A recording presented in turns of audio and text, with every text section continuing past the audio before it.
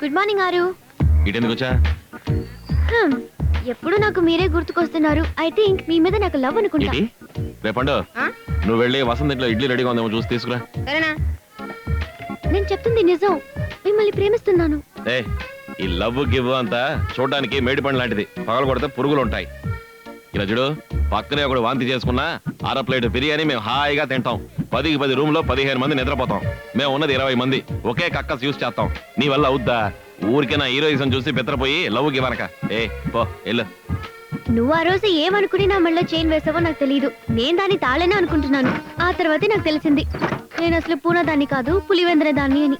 గాజు గ్లాస్ లో నీళ్లు తాగి పింగాణి ప్లేట్ లో భోజనం చేసిన, మనసుకి నచ్చిన వాడితో సత్తు ప్లేట్ లో తిని చింకి చాప మీద కూడా పడుకో. అయ్యా ఏ ఏంటి తాళి గిలిని ఊరికే సెంటిమెంట్? పసుపు దారితో కడితేనే తాళి. ఏ ఊళ్ళో వేస్తారు బంగారంతో తాళి? అలాగే వేసిన అవసరానికి ప్యాకెట్లో చైన్ పెట్టి ఆడట్లా. ఇది అంతే.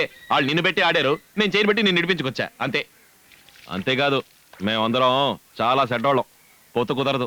చెడ్డవాడివి నువ్వే ఎలా చెప్తావు? నువ్వు ఎవరైనా రేప్ చేసావా? ఒకటి 2 మర్డర్లైనా చేసావా? లేదు. మరెలా చెడ్డవాడిని అంటావు? నువ్వు ధైర్యం ఉన్న మంచి మూర్ఖుడివి. మూర్ఖుడికి ఇక్కడ పదులుద్ది. అవును, నీకు ధైర్యం ఉందని రౌడీని అంటున్నావు. నీ మూర్ఖత్వాన్ని పక్కన వాళ్ళు ఉపయోగించుకుంటున్నారు. మధ్యలో ఉన్న మంచి వాడిని నాకు ఇచ్చే, లేదా నాకు కరెక్ట్ గా కారణం చెప్పు, వెళ్ళిపోతాను. నేను జీన్స్ వేసుకున్న అమ్మాయిని నమ్మను. మరి జీన్స్ వేసుకున్న ఈ అమ్మాయిని ఎందుకు కాపాడావు? నా స్త్రీల మీద డౌట్ ఉంటే చెప్పు, నేను డాక్టర్ దగ్గర వర్జినిటీ టెస్ట్ చేయించి నీకు సర్టిఫికెట్ చూపిస్తాను. నేను తలుచుకుంటే జీన్స్ తీసేసి ఎప్పుడైనా చీరలోకి దూరిపోతాను. వంటింట్లోకి దూరి వంకాయ కూర చేయగలను. కానీ నువ్వు మారగలవా? దారైపోతావు. ఓకే ఓకే, నువ్వు మారక్కర్లేదు. నన్ను కాపాడిన ఆ రౌడీజాన్ని నేను లైక్ చేస్తున్నాను. తిరిగి ఇస్తానో లేదో ఆలోచించకుండా 10,000 నా కోసం ఇచ్చావు. అటు 20 మంది ఇటు 20 మంది ఉన్నప్పుడు మధ్యలో నువ్వు ఒక్కడివే నిలబడి నా కోసం పోరాడా. చివర్లో నా మెళ్ళో చేయినేసి నా చేయి పట్టుకుని తీసుకెళ్లావే, అది మామూలు స్పర్శ కాదు. అందులోనే అభిమానం, స్నేహం, నిజాయితీ, ధైర్యం అన్నీ ఉన్నాయి.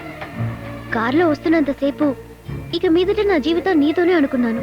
ఇంటి దగ్గర దింపి చేయి నిమ్మని నాకే అర్థమైంది అంతా అబద్ధం అని. ఆ క్షణమే నిర్ణయించుకున్నాను, నువ్వు నాకు కావాలి. ఏంటి మాట్లాడుతున్నా?